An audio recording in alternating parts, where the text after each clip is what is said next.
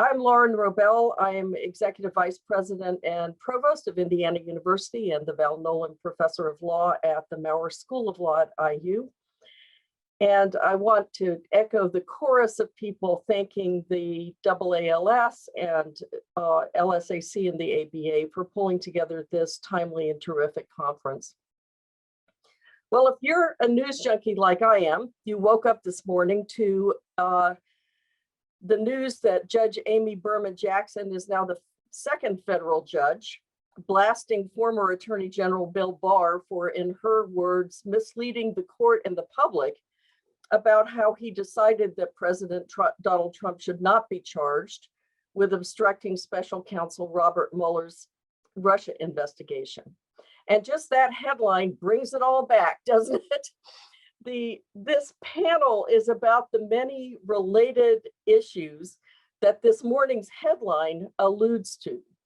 More precisely, how the Justice Department should navigate the political shoals of its relationship with the president and the president's political appointees.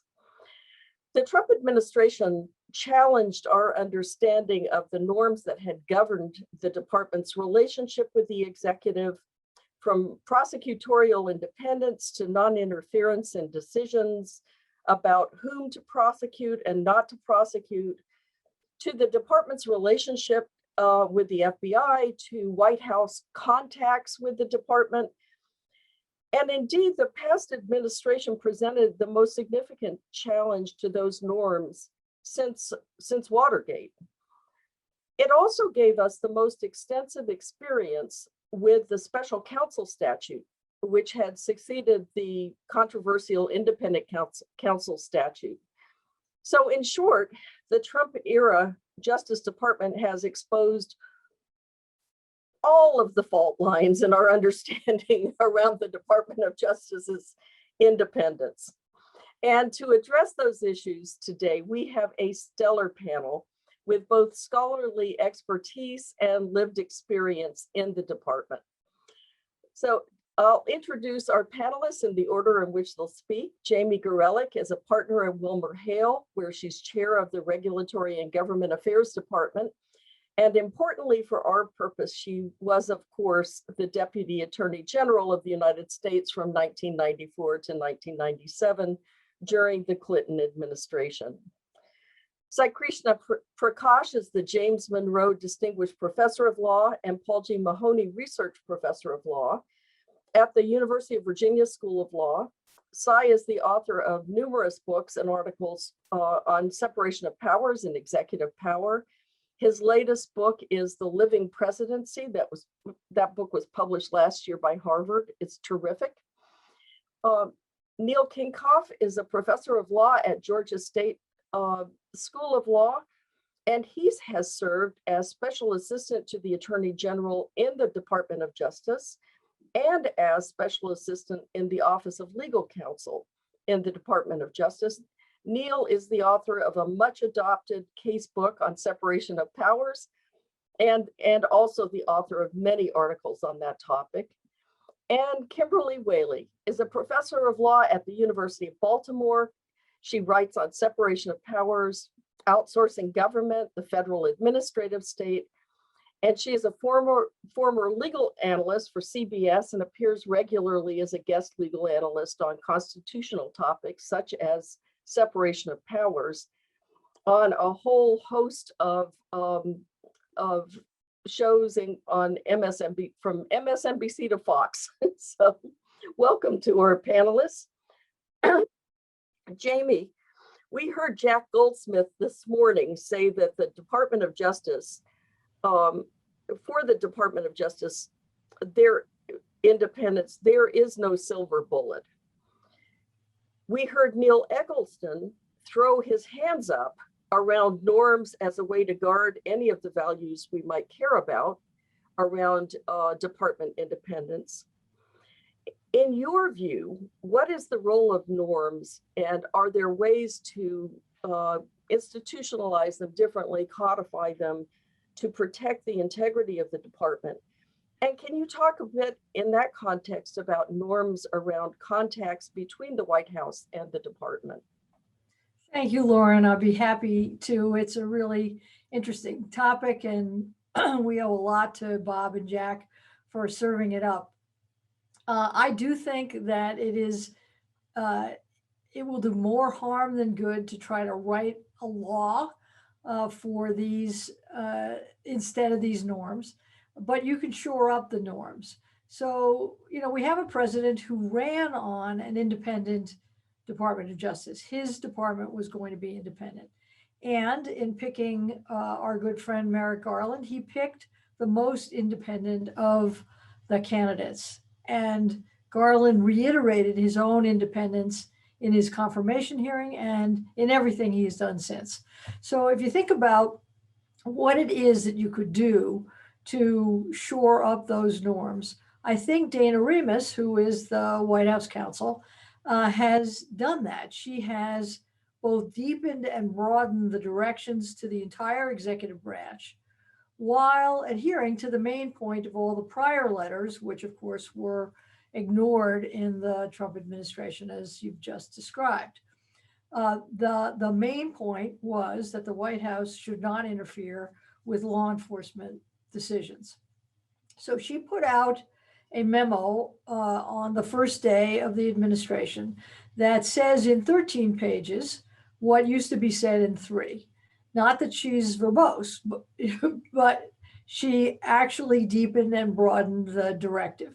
So the memo applies not just to justice, but to any agency if the communication is about an adjudication, an investigation, litigation, enforcement, and even procurement and funding when it involves specific parties. And that broader scope is appropriate because, frankly, there are lots of agencies, as you know, that have law enforcement responsibilities. In parallel, the Attorney General is to instruct his staff that on pending cases, all communications need to go through the AG, the Deputy AG, the Associate, or the Solicitor General. Now, that means that there is still a reliance on the judgment of people about pending investigations. So, for example, in this memo, it says the only White House personnel who can initiate communications between the White House and justice that concern a particular or contemplated pending investigation are the president, the vice president, the counsel, and the deputy White House counsel. Now, when Donald Trump either says in person or tweets his view of a pending investigation, under that policy, under that practice, he can do it. However, by reiterating this instruction to everyone in the government, I think she underscores its importance. Now, I would just note a couple of interesting things in this memo because for somebody who lived under these rules and cares about them, I think that Dana Remus did a really careful job. There are times when justice wants the views of the White House on litigation, and there are rules for that. She makes it explicit that there are no restrictions on contacts about policy, legislation, political appointments, public affairs, what is happening on the Hill, but they still need to be routed through these very senior DOJ officials. Agencies can provide information about the status of an investigation. So, for example, when I was deputy AG, I personally briefed the president every day on the progress of the investigation. Totally appropriate to do. And I am sure, although I have no knowledge of this, that there are briefings of the White House on the domestic terrorism cases. I could be wrong about that, but I would think that would be entirely appropriate. And then the memo that Remus sent out does also talk about requests for OLC opinions, which I think are very important because the Office of Legal Counsel is what tells the president what his authorities are. And you could get in a lot of trouble if those communications are too, let's just say, informal. Now, I could go on about this, but let me pause there, Lauren, to see if you have another question for me, or if you'd just like me to keep describing what I think the status quo is. No, I think the point that you made about the need for communications between the White House and Justice is an important point to keep in mind as we think our way through the rest of the topics we're concerned with today.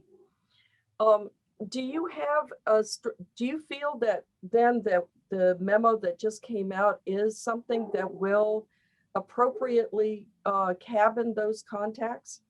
Well, cabin is a pretty strong word in this context. As I think you said, Neil Eggleston threw up his hand, somebody threw up their hands, and you can throw up your hands here because you cannot make a rule. If you make a rule that says there will be no contacts between the Justice Department and the White House on enforcement matters, you are going to eliminate some communications that really should take place. And therefore, the memo and the norms that I think Dana Remus and Merrick Garland are hoping to underscore and shore up are the only way to go to keep the communications cabined, to instruct people that they shall not involve themselves in enforcement matters without consulting with the most senior people in the White House. There is also one thing in there that I think is noteworthy, which is it says you cannot communicate from the White House to the Justice Department for the purpose of impeding or improperly interfering with an investigation. And that's the first time I have ever seen that. And you don't need to guess what that was intended to speak to. But if you were to try to eliminate all communications, I think you would have a real problem. And I'll give you a couple of examples. So when we got ready to sue Microsoft, that was a big deal. And it could have had profound effects on the economy and, frankly, on the position and perceived position of the Clinton administration writ large. We felt that we definitely needed to talk this over with the White House, tell them what we were doing.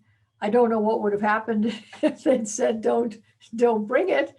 I didn't expect that to happen, but I did want them to know and not be surprised. So I was very comfortable that we needed to let the White House know. And I believe, Lauren, that we will see something like that in this administration. It is the Department of Justice carries out policies of the president and the White House, and it has to be part of the administration. And it has to do that without undermining the really important principle of that people should be treated equally under the law, which is undermined if the president seeks to use the Justice Department to punish enemies and benefit friends. I'm glad you came back to that larger point at the end, Jamie, because it's sometimes easy to get lost in things like the headline from this morning about what the bigger stakes are in the norms that do protect Justice Department independence around prosecutorial decisions, even when it is important to be able to keep the White House in the loop on sensitive policy decisions and even sensitive prosecutions. But Sai, I guess I'll turn to you and ask, after Watergate, there was a big debate about whether the Department of Justice could constitutionally be made an independent agency. And I think most of the old guard and certainly Archibald Cox, even after the experience that he went through, came out against that. With all of the evidence from the last term of presidential involvement in prosecution, should we reconsider this position? And can you speak a bit to what our experience under the special counsel has taught us? Sai, I think you're muted. It's great to be here with this all-star panel and great to be discussing this wonderful book. And so I'm really pleased to be here today. I think the traditional view, which is I think kind of expressed by a lot of lawyers, certainly ones in the Department of Justice, is that the Department of Justice is firmly in the executive branch of government and can't be moved away. And of course, the attorneys working for the federal government have always been part of the executive branch, even before there was a Department of Justice. And so if you go back to the 1789 and they create the district attorneys, they create the attorney general, all those officers are subject to presidential control. They receive presidential directions. Washington tells prosecutors to start prosecutions. Washington tells prosecutors to stop prosecutions. He does this publicly. He tells Congress he's going to instruct the prosecutors to do this or that. The Supreme Court assumes that the attorney general is a subordinate of the president and wonders in one occasion whether the attorney general has the permission of the president to make a representation. And the district attorneys themselves say that I'm a subordinate of the president. Washington didn't do anything, I think, that would raise an eyebrow with respect to his use of that authority, which I think is entirely constitutional. As Jack has said, the executive power is the president's, and the executive power includes control over prosecution, because that's part of law execution, right? Congress creates a statute, creates a penalty, and then expects the executive to carry it out. Things got a little more dark, you might say, or a little more controversial during the next two administrations. John Adams continued the practice of directing prosecutors. As you may recall, Lauren, they passed something called the Sedition Act, and John Adams would read the paper every day and send clippings to his attorneys and tell them to prosecute these violations of the Sedition Act. In fact, the Senate asked John Adams to instruct a prosecutor to bring a prosecution for someone that had libeled the Senate. And then, Thomas Jefferson was similarly deeply involved in prosecution.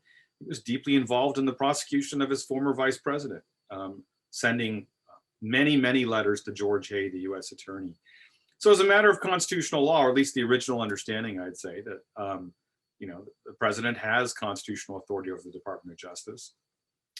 There's two separate questions, right? What is the Constitution permit or require? And then what does prudence dictate? And I think what Jack and Jamie are discussing and Bob are discussing is a prudential practice not to become deeply involved in day-to-day decisions of the Department of Justice, primarily because the president doesn't know as much as the prosecutors, the line prosecutors and the attorney general about these cases.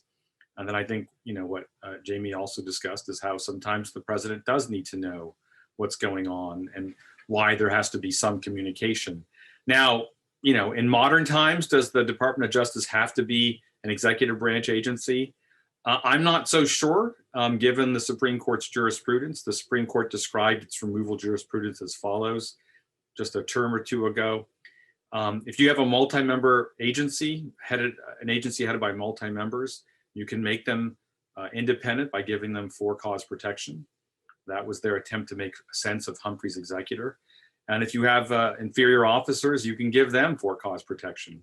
Seems to me that if you had a Department of Justice headed up by a commission, the Justice Commissioners, I don't know why you couldn't, under that reading of Humphrey's, make it independent.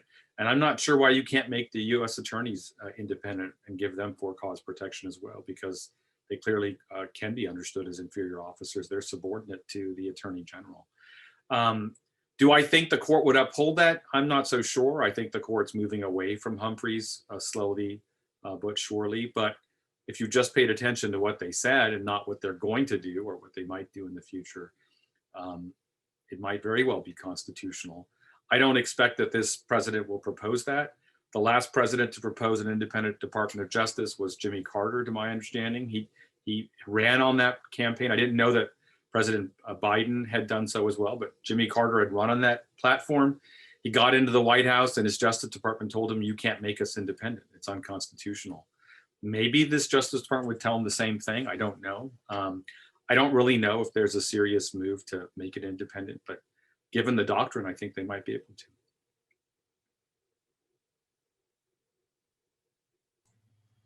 If I could, let me just say, I don't think the president ran for office on declaring the Justice Department an independent agency. He said rather that he would not interfere with its law enforcement functions. And I think that's probably the place where we all would coalesce around the need for the largest guardrails.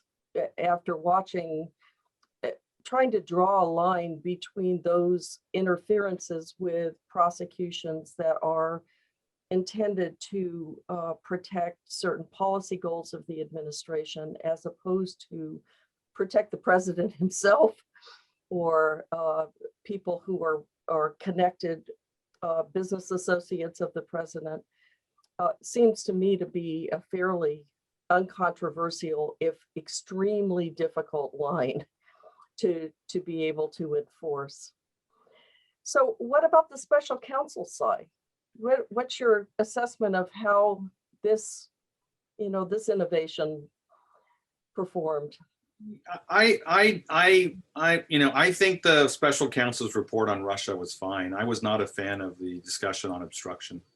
I don't think the special counsel should have investigated the president for obstruction of justice just because he fired Jim Comey, any more than I think Jim Comey should be investigated for obstruction for trying to get a special counsel appointed. The statute just requires an attempt to influence an investigation for corrupt purposes. It is amazingly simple to allege a corrupt purpose. There are, I'm sure half the country or 40% of the country thinks that Jim Comey or Robert Mueller was corrupt, just like half the country thinks the president was corrupt. That's not enough to me to begin an investigation of the president, just because you think that he had a corrupt purpose. I will give the special counsel's report the credit it's due. It talks about all the non-corrupt reasons why you might fire Jim Comey or why you might want to end the investigation. How we're to figure that out, whether it's a corrupt purpose or a non-corrupt purpose, is beyond me, right? The president's not going to be dumb enough to say I'm doing something for a corrupt purpose. Even President Trump's not going to say that. People assume it's a corrupt purpose because a lot of people think the worst of Donald Trump. But as I said, a lot of people thought the worst of Robert Mueller and of James Comey as well. So I'm not a fan of the obstruction report or of the investigation in that regard. And just talking about every single time you wanted to have someone fired, it doesn't seem to me relevant. We could have someone could allege that Robert Mueller's investigation was corrupt, right? If any one of those people had a corrupt motive, then they could be investigated as well. So I know that the obstruction statute doesn't have an exception for the Department of Justice, but I would not read it as applying to the official acts of US prosecutors without more, because they satisfy all the elements except the corrupt element every time they do their job, which to me is silly, because then it's just so easy to begin an investigation anytime someone says there's a corrupt motive. But I think that probably puts me in the minority on this panel. Neil, are you in agreement with Cy that there's, it sounds to me, Cy, that you're not a fan of any of the independent counsel, special prosecutor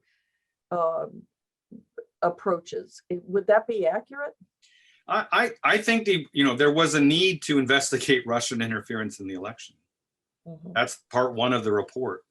I don't think that you're gonna, I don't think you should be investigating the president for obstruction of justice merely because he fired James Comey, any more than you should investigate James Comey merely because he leaked a bunch of memos in order to, his words, have a special counsel appointed, right? I can imagine a non-corrupt purpose for that, and I can imagine a corrupt purpose for that. But without more, I'm not sure why I would open up an investigation of it. Neil, what about you? How do you think the special counsel, it's our it's our largest experience with the special counsel at this point. How do you think it worked? And you are muted. Sorry. I don't think it worked particularly well, but I think kind of setting aside for a moment the obstruction of justice question, the merits of that question, I think our experience with the special counsel shows that it's defective in a way that's really important. The function of a special counsel is to investigate credible allegations of wrongdoing by the president and by the attorney general. And the attorney general is not situated in such a way as to have credibility with the public, right? The attorney general is a member of the president's cabinet, is removable at will by the president, right? The public isn't going to have an awful lot of faith that somebody whose office depends entirely upon the president is going to be a credible investigator of the president. And so the Office of Special Counsel was initially developed in the Grant administration to investigate the whiskey ring, right? Because the Attorney General was implicated as a member of the president's cabinet, right? And this was a conflict of interest. And so it has been, with the brief exception of our experiment with the independent counsel statute, it's been the way the Justice Department has proceeded with respect to matters that it might have a conflict of interest in. And I think our experience, our recent experience, was one of Bill Barr giving a master class in how to manipulate and undermine the special counsel without being so ham-fisted as Richard Nixon was, right? Without pulling a Saturday Night Massacre. You don't have to go to the extreme, it turns out, of firing the special counsel, right? You can just withhold the report and give a misleading summary of the report, and then wait a month before you drop the 2-volume, heavily researched actual report of the special counsel. And in fact, you've referred to Judge Berman Jackson's opinion, right? We're still learning lessons from Bill Barr's master class as to just the levels of duplicity he went to with respect to not just Congress and the American public, but now it turns out with respect to the courts as well. And so I think it's really important that there be some kind of credible mechanism. And I don't think the special counsel is that anymore. I'd raise one other point that came up since the After Trump book, and that hasn't gotten an awful lot of attention. But that is in last December, when Attorney General Barr appointed John Durham as a special counsel, right? So he had previously announced that John Durham, as U.S. Attorney for Connecticut, would have added to his responsibilities the job of investigating the Russia investigation, right? And that was known. But in December, after at least Bill Barr had accepted that Joe Biden won the election, Barr appointed Durham as a special counsel. And that's a significant development, right? As U.S. Attorney for Connecticut, Durham serves at the pleasure of the president and functionally at the pleasure of the Attorney General. But appointed as special counsel, Durham can only be removed for cause, and so has tenure protection against the president. And so what this shows is that an outgoing administration can actually embed a special counsel whose job it is to investigate the incoming administration. Right. And so this development of the special counsel being practically subject to manipulation by an attorney general is one that really cries out for significant reform, right? And so I think the idea of an independent Justice Department is an overreaction, right? And I think I'm much more confident than Cy that the Supreme Court would strike it down, right? And Cy gave a nice overview of the Sela case.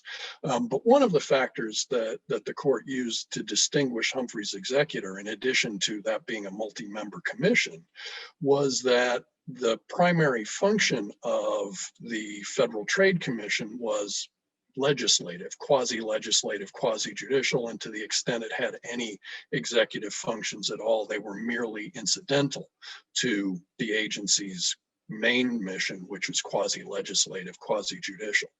That could not be said of the Justice Department, right? And so I think that would be the reason the court would give, and I'm sure that would be the reason OLC would give for regarding any legislative proposal to do that as unconstitutional.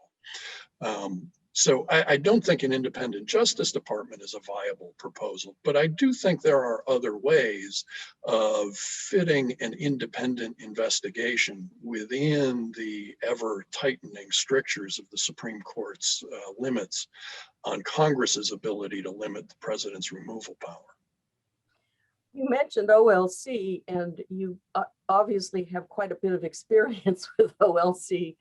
We heard Bob Bauer and Jack Goldsmith this morning argue for radically shrinking the White House counsel's office and bringing most of those lawyers into OLC. Can you talk a little bit about the relationship between the two offices and why it matters where the president is getting legal advice? Yeah, and I think Bob Bauer sort of nicely summarized it. So you might think, what does it matter whether we call the advice giver the White House counsel or the Office of Legal Counsel? And what matters is the White House part of the White House counsel, right?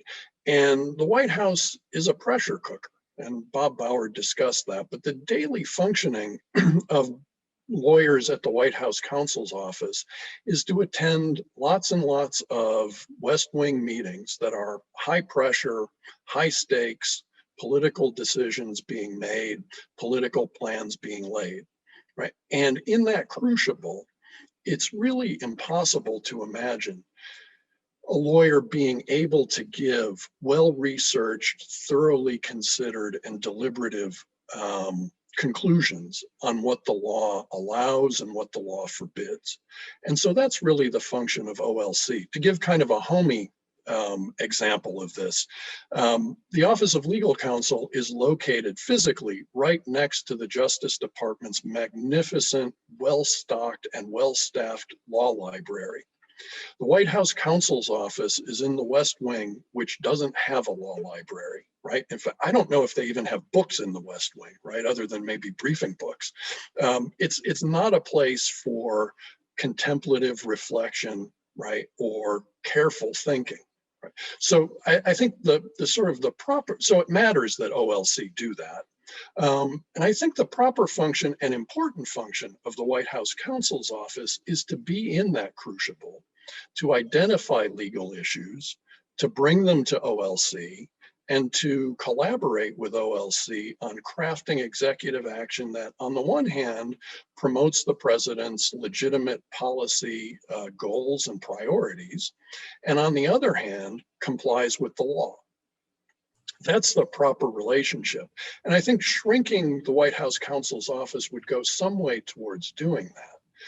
But I think there's a bigger problem, and that is not only has the size of the White House counsel's office increased, but along with that, its role has evolved to where, and I think Bob Bauer and Jack Goldsmith in their book accept this, but that the White House counsel seems to act as a final arbiter of legal advice to the president. And I think that's a troubling development. And I think an illustration, Bob Bauer discusses it in the book, is the US's participation in enforcing a no-fly zone over Libya during the Arab Spring, right? In that case, the White House counsel reached out to OLC for an opinion as to whether or not participation was subject to the limits of the War Powers Resolution. He reached out to the Office of Legal Counsel, but also to the General Counsel of the Defense Department and the legal advisor at the State Department. OLC opined that enforcing a no-fly zone over Libya represents hostilities and therefore implicates the War Powers Resolution. The General Counsel at the Defense Department agreed with OLC. But the legal advisor at the State Department determined that was not hostilities against all odds. That was not hostilities within the meaning of the War Powers Resolution, and therefore its limits didn't apply. And that was the opinion that the White House counsel decided to carry to the president and that the president decided to adopt. Now, when you have that kind of opinion shopping going on within the executive branch, right, it just begs for abuse and really undermines any notion that the executive branch would be committed to the rule of law, right? When you can just keep there are a lot of lawyers in the executive branch. If you can just keep shopping till you find one who's willing to say what you want to hear, right? Well, then the executive branch is completely unconstrained, right? And so I think the better approach is to recognize OLC not only as the advice giver to the White House counsel, but as the advice giver to the president, right? And that the White House counsel can facilitate that, but that the OLC is the office that has a monopoly on that advice giving function. That it should collaborate with other agencies that have expertise and that have sort of overlapping jurisdiction, but that ultimately it should be the Office of Legal Counsel's goal or role to provide that kind of advice to the president. If I could just put in a word here for the Attorney General, who should be the chief law enforcement officer of the country. I think I appreciate Neil's perspective, which is a very OLC perspective. But to me, the most important thing is that the advice of the Office of Legal Counsel be the advice of the Attorney General, that on important issues, it be brought to the Attorney General's table, as it was consistently in the Clinton administration. And I hope and believe that the same is true today in the Garland Justice Department. Because there, if you're putting the Attorney General up against the kind of forum shopping that Neil is discussing, I think you have no contest. I think you have to have, as an institution, the Department of Justice itself having the last word. So I completely agree, Jamie. And that makes me think of the famous episode of OLC under Jack Goldsmith objecting to the terrorist surveillance program being reauthorized and the dramatic showdown at the hospital bed of Attorney General Ashcroft, right? So yes, it needs to go through the Attorney General. I'm sorry to have been so OLC centric as to have left out that formal step. Well, Kim, I'd like to turn to you because you've got some concerns about some very famous OLC memos, particularly those that talk about the president's amenability to prosecution while he remains a sitting president. And obviously, those memos were an important piece of shaping Robert Mueller's report, and a major impediment to being able to really unravel the events surrounding the Russian interference. Could you talk a little bit about your thinking on those OLC memos? Yeah, well, first, let me thank you for inviting me to this tremendous conference and this stellar panel. It's really an honor to be here. As I tell my students and I tell people when I speak in public, it's not so much what the law allows, but what are the consequences for violating laws and norms? Because if there are no consequences, then it's allowed. And I think the question, at least that I'm interested in, and sort of a good sort of end of this of our four discussions here, is what happens in the breach, not just in terms of laws, but in terms of norms. And there are obviously three branches of government. Impeachment has failed arguably 3 times in a row in terms of congressional oversight. Plus, in the first impeachment, the second article of impeachment was for obstruction of Congress. There was an acquittal there, which is kind of a green light for White Houses to ignore subpoena requests from Congress for that kind of oversight. Then you go to look to the United States courts. And because of these two OLC memos, essentially there's a stand down within the Justice Department of prosecuting sitting presidents. So my question as someone who teaches civil procedure, federal courts, and administrative law is, what is that? What is that those documents as a source of law? So I wrote a paper, came out this month in the Stanford Law and Policy Review, and I also was picked up in a shorter version by the Atlantic recently. And essentially, if we trace back the origins of it, the original was in 1972 under President Nixon when he was in sort of Watergate hot water. And then it was revised in 2000 under President Clinton when he was in Whitewater hot water. I worked on that investigation under Ken Starr. And as people may or may not know, that was actually a statute. Ken Starr operated under a congressional statute that expired after that investigation. That the constitutionality of that statute was challenged in the U.S. Supreme Court. And in a case called Morrison versus Olson, the court held it constitutional, even though the president did not have the ability to fire a prosecutor, essentially. And Justice Scalia famously dissented and said, listen, how could the president not have unilateral authority to fire a prosecutor investigating himself? So to the question of whether an independent Justice Department would be held unconstitutional, I think Morrison suggests it is constitutional, and the court would have to distinguish or overrule Morrison. But essentially, looking at these two memos, okay, so what are they? They're certainly not in the Constitution, presidential immunity. They create presidential immunity. There's no Supreme Court decision establishing presidential criminal immunity. There's certainly civil immunity from actions taken in office, absolute immunity for those kinds of things. There are regulations, which is what govern Robert Mueller. It's a regulatory framework under DOJ, but it's not pursuant to notice and comment. So my reading of the special counsel now is that really Merrick Garland could internally change those rules if he wanted to. Doesn't have to go through Congress. But certainly the presidential immunity is not in a regulation, hasn't gone through notice and comment. It's not officially in the CFR in any way. And of course, it's not in a statute. So I tried to go a little bit deeper and say, okay, what is it? It's probably one of two things. It's either an exercise of prosecutorial discretion to stand down. And as we know, prosecutors cannot prosecute every single potential crime. That's impossible. They exercise discretion. They're within the chain of command of the president. It clearly has the take power, the executive power plus the power to take care that the laws are faithfully executed. That means declination decisions. But we know in Heckler versus Cheney, which is an administrative law decision, the court where said in the context of administrative law said that it's under the APA, you can't review decisions not to enforce the law. In that instance, it involved executing prisoners in Oklahoma using drugs that were not approved by FDA. Prisoners came in and said, listen, FDA, you should take enforcement action. Supreme Court said, no, that's presumptively non-reviewable, but said unless you have a pattern of non-enforcement.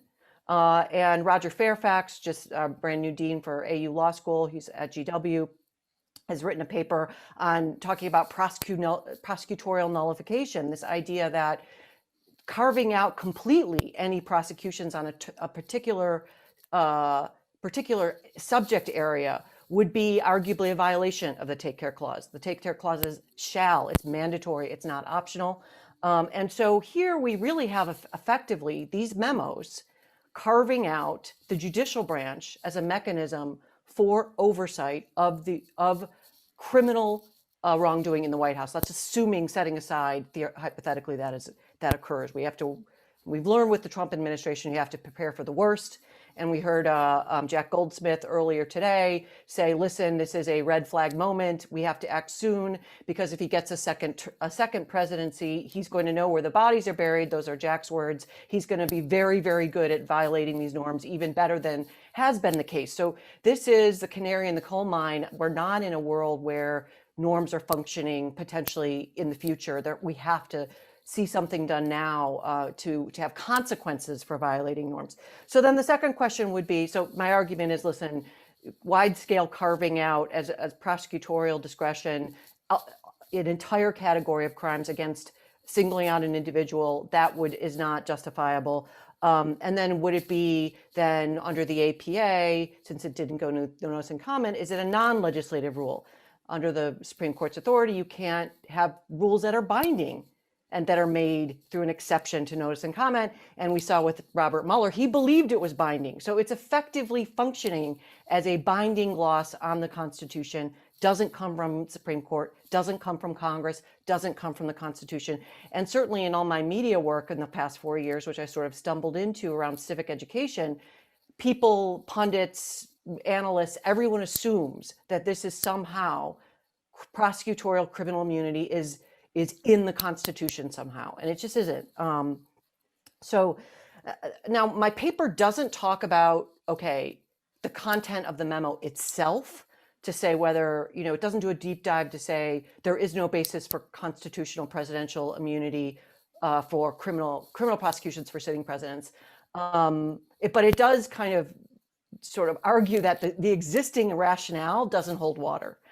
So the two basic rationales, as developed in the 2000 memo under Clinton, and of course Ken Starr's expert, at the time came to a contrary conclusion that you could prosecute a sitting president, was that, well, it would be unseemly, it would be repugnant to the legitimacy of the office, it would just look bad to have a criminal prosecution that's somehow different. It's somehow more uncomfortable than a civil prosecution to have that out there. Number one. Number two is that it would be distracting. But of course, in between 1973 and 2000, we had Clinton versus Jones, where the Supreme Court held that sitting for a civil deposition that has nothing to do with the powers of the office was not too distracting for President Clinton. And then we also saw, the rise of social media, the 24-hour news cycle, the Twitter storms under this last president, two impeachments, as well as multiple investigations that are still ongoing, criminal and civil, state and local. Manhattan DA, of course, famously. We've got the Georgia DAs investigating election interference. This was a presidency that survived distractions around the law. So that is, to me, and also didn't seem to care so much about sort of tarnishing the legitimacy of the office. Like, this is just, those memos are anachronistic. They don't hold water today in terms of carving out an entire branch of oversight of the massive powers of the office of the presidency. So I should also note too, that the memos make clear the argument is not that impeachment is the exclusive remedy. We heard that a little bit in the impeachment trials, but the memos make clear, no. There is a role for criminal liability in the criminal justice system for presidents. And even Mitch McConnell, in justifying his vote not to impeach in the second impeachment, based on timing, said, quote, Justice Story specifically reminded that while former officials were not eligible for impeachment or conviction, they were still liable to be tried and punished in the ordinary tribunals of justice. So of course, I think McConnell would say it's only former officials, but it's clear as a bell in the memos that there has to be that the presidents are not above the law. And I just am scratching my head in 2021 trying to figure out, okay, what is the mechanism? What is the ticket for speeding in the White House in a meaningful way? We have norms. We now have a president that will follow the norms, as Jamie indicated. But by all accounts, Trump will be, at this moment, the nominee in the next presidential election. And many of us, including myself, who think about this a lot, and I invite colleagues on the panel to weigh in on this, are really worried that that could spell the end of American democracy itself. So there's nothing that could be more vital. So I think there does need to be some kind of legislative solution to this. I agree with Neil, some level of independence. And I think Judge Amy Berman Jackson's decision this week, which I recommend everyone read. It's not that long, but of course she famously oversaw the Roger Stone conviction and pardon and all of that. I think her opinion shows that just relying on DOJ and the Attorney General to do the right thing is probably not going to work in terms of guardrails, tickets for speeding, personnel rules that get enforced. If you steal from the till, you lose your job. I mean, common sense incentives. And I say this because if you know anything about this, what happened, we had the long memorandum, the Mueller report. My view on sort of volume 2 of the Mueller report is that, if there was no basis for prosecuting, the courts still exist to acquit, or this court still exists for a jury to say, no, there's not evidence of corrupt intent. And that's fine. That's how it is for the rest of the world and the rest of the people. And I think Jack and Bob suggest 3 limits on obstruction. I just want to put them on the table. Obstruction relating to elections, obstruction relating to a president's family, and obstruction for self-preservation. Those 3 things would be very clear in a statute and draw the line, I think, that Lauren, you've been asking about. But essentially what it looks like is that, people within the Justice Department, my friend and former colleague, Rod Rosenstein, as well as Steve Engel, the head of OLC at the time, were drafting a memorandum justifying as a matter of policy the 4-page memorandum that many believed sort of took the wind out of the sails of the entire Mueller report produced by, and I think Neil mentioned this, 3 weeks that we waited as the American public to actually read it. Bill Barr, 4-page memo saying no obstruction, no collusion, which is not even a legal term, but it kind of hit the airways and hit Twitter that the president swiftly said, I'm exonerated. This is in Amy Berman Jackson's decision. And so essentially she said, listen, these were written by the same people at the same time. In fact, the 4-page memo to Congress came out before the justification memo from the OLC. And the OLC cited deliberative privilege under FOIA and attorney-client privilege. And she said, there's no deliberation here because there was no question on the table that the OLC was asked to give advice around. So this was a policy spin type situation, and I'm not saying that that's illegal in any way, but I do believe that we need stronger guardrails to police the presidency itself, not just Republicans versus Democratic presidents.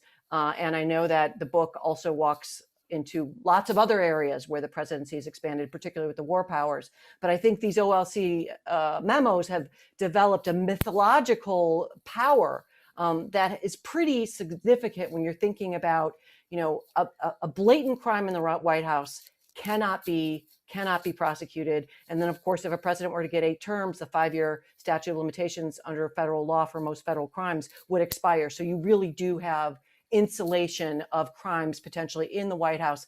And when I speak about this internationally, it jaws drop. So I think we're probably a bit, arguably, I'm not an international comparative law scholar, but we're a little bit off kilter in terms of democratic norms in this regard.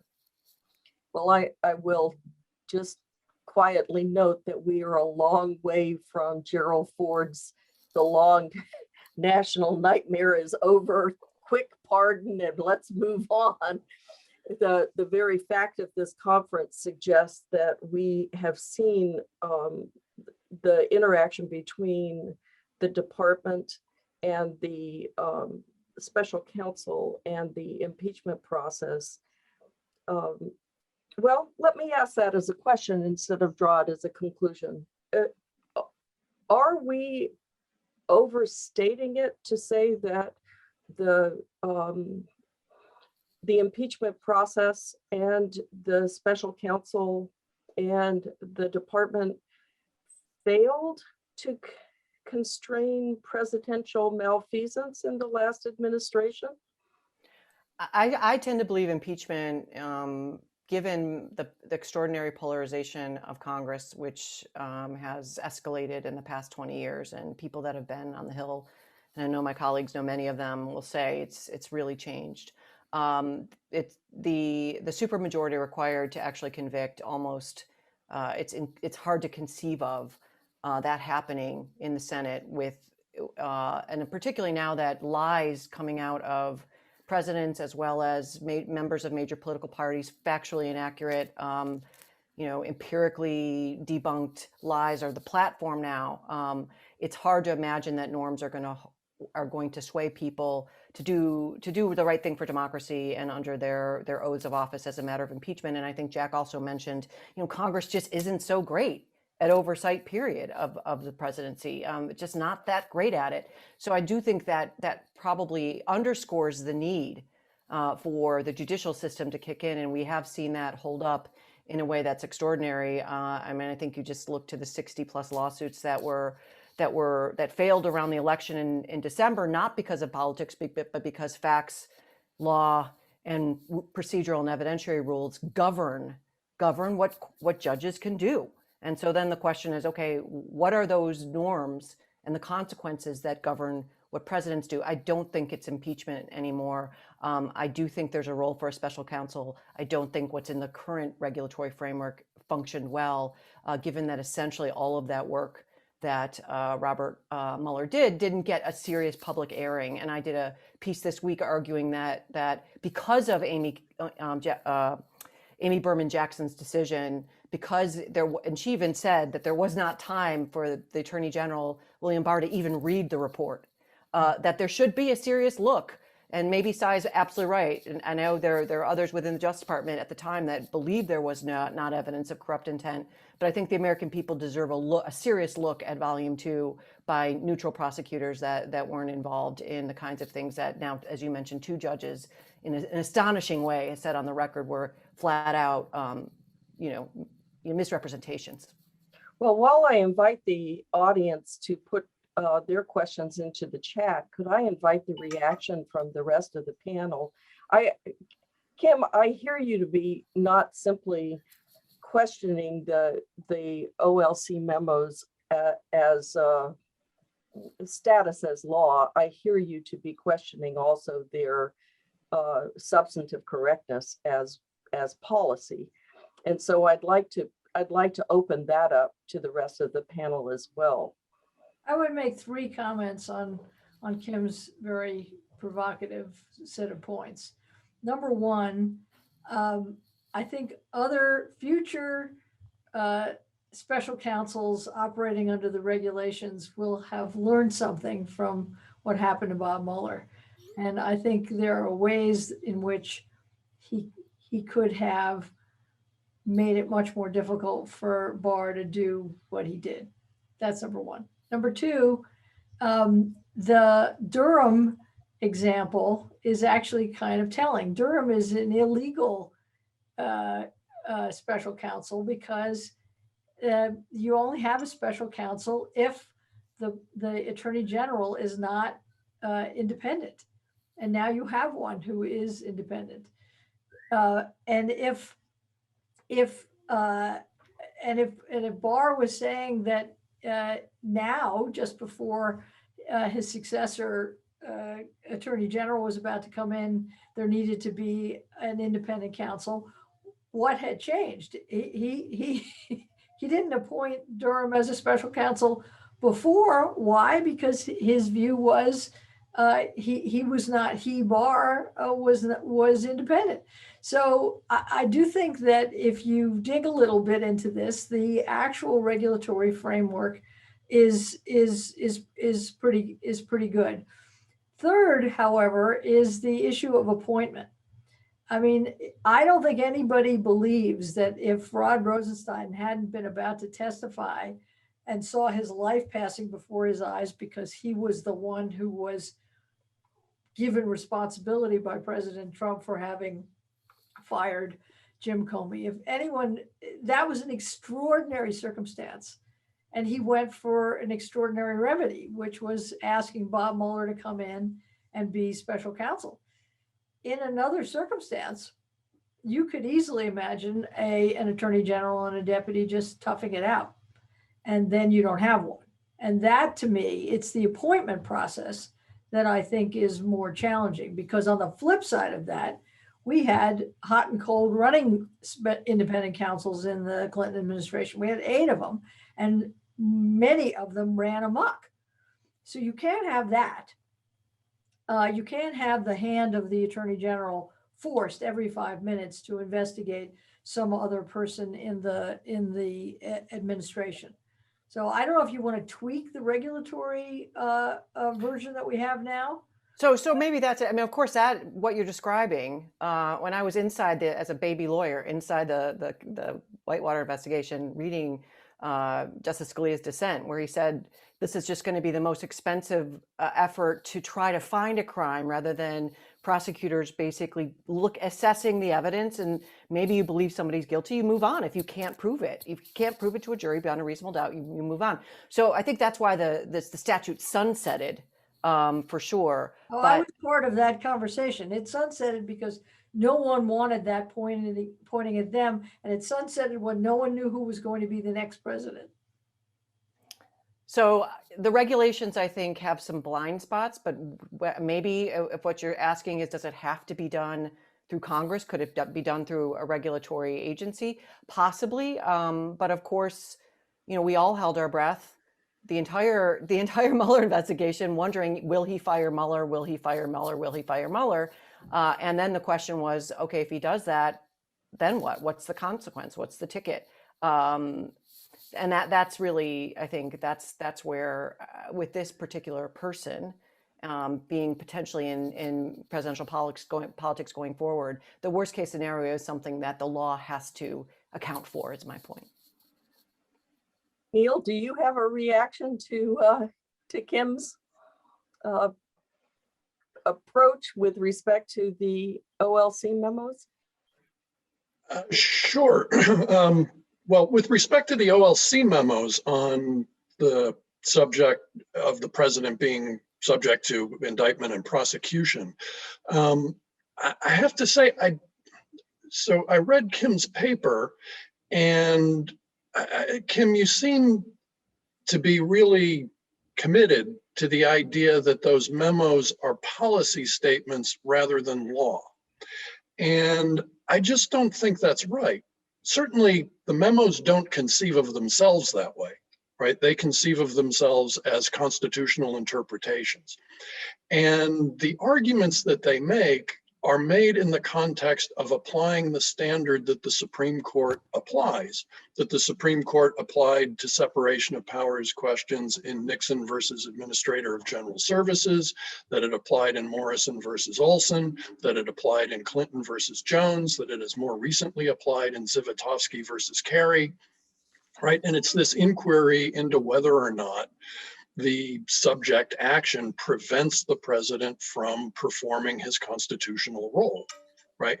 And that is a functional inquiry that requires the interpreter to look at the kind of what you're calling policy factors, but to look at those in order to sort of liquidate the idea of the Constitution's separation of powers. And so I think those memos stand on a different footing than what you describe as an internal policy, an internal personnel policy. Well, then right? how Neil, how would you categorize them? Because, I mean, as a matter of administrative law, right, an interpretive rule cannot be binding. So it would be optional. That's just as a matter of, so a private lawyer can give an opinion, but unless that is adopted by a court or a legislature, it's an opinion of a lawyer. So the fact that they cite things in the OLC memo doesn't make that criminal immunity for presidents somehow law. So that's my question. It's kind of a very existential thing. If you're going to categorize what those documents are, they're not typical sources of law. It's closer to a law review article and saying, okay, smart people wrote this law review article. It's now binding on the entire Department of Justice, forever, and probably will never be put before a court because no one would have standing to challenge it other than a president who was actually prosecuted and would raise immunity as a defense. But that would assume that there's a prosecutor to actually bring that case, which they're not allowed to do because the memo says you can't actually bring the case. Yeah, so interpretive rules are subject to the APA because they interpret statutes, and they're interpretations of agencies subject to the APA. These OLC memos aren't interpreting statutes. They're interpreting the Constitution, and the Constitution isn't subject to the APA, right? And so they are law in that sense. They are law in the long tradition of presidents and the executive branch interpreting the law in order to carry out their enforcement function.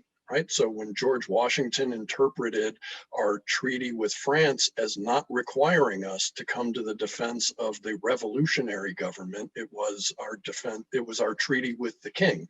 Right. And so this is Hamilton's cabinet rap battle number 2. That was straight law interpretation, which the president does as part of his job, or cabinet rap battle number 1. Does the Constitution allow Congress to create a Bank of the United States, right? George Washington called for the opinions in writing of the Secretary of the Treasury and the Secretary of State, and decided that he agreed with the Secretary of the Treasury, right? These are things that the president does and has always done to interpret and apply the Constitution. And that's what these memos are. And I just don't think the APA is the right framework for thinking about those memos. Well, and I agree. That's my argument. And of course, even under Chevron deference, there wouldn't be deference to the Department of Justice on the interpretation of the Constitution, or Marbury, that would happen. That's only a federal court. So I think we're sort of approaching it from slightly different angles. I get your point, but I think the function of this is much broader than, hey, we'll enter this treaty or not. That is, again, leaving unaccountable crimes in the White House potentially. That's a pretty big deal to, and I think, a fairly slender analytical reads that are in the memos themselves. Now, again, as I said, I haven't done the deep dive. I haven't done, written the sort of from soup to nuts, done the analysis on whether criminal prosecutorial immunity is appropriate. So I don't really have a view on that. I just think as written, it doesn't have the back and forth that, say, briefs would have before the Supreme Court, where there's someone on the other side making the counter argument so that you can have a really thorough decision that affects the American people in pretty significant ways. It does, however, suggest that abandoning the department's approach would put us in a completely different world of where we're already in a fairly dicey world of cross administration investigations, investigations that begin when one administration ends and when the next administration begins. It's not a recipe for political health more generally. I would like to maybe just take our last couple of minutes, because we had you mentioned Jim Comey earlier. I think Cy did for sure, and I'm realizing we haven't even touched on the department's supervisory role of the FBI, which also How many minutes do you have left? just a few, but I thought perhaps, Jamie, you might comment on this, given what we've just experienced.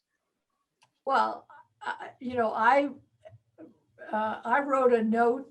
I wrote an op-ed piece in the Post right after Jim Comey tilted the election, in my view, the headline of which was FBI Director Comey is a threat to democracy. Okay, so I'm declared on this subject.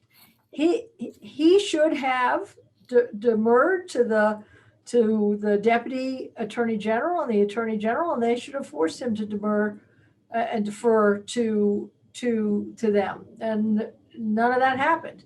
That is not the role that he took onto himself, that he arrogated to himself, was completely inconsistent with the letter of the FBI's regulatory status and every norm to which everyone in the Bureau and the Justice Department otherwise adheres. It was a massive distortion of the way in which justice should work. We do not declare people guilty. We do not make public statements. There is no, of the sort he made. There is no we assess that this person had egregious judgment. We don't do that. And we don't have the FBI making the kind of statements that he made. So he was entirely wrong. And interestingly, the memo that got Rod Rosenstein in such trouble basically said that. He said that is the consensus as it is among former prosecutors and former agents. The Justice Department cannot work that way. So anyway, do you have any doubt about my view?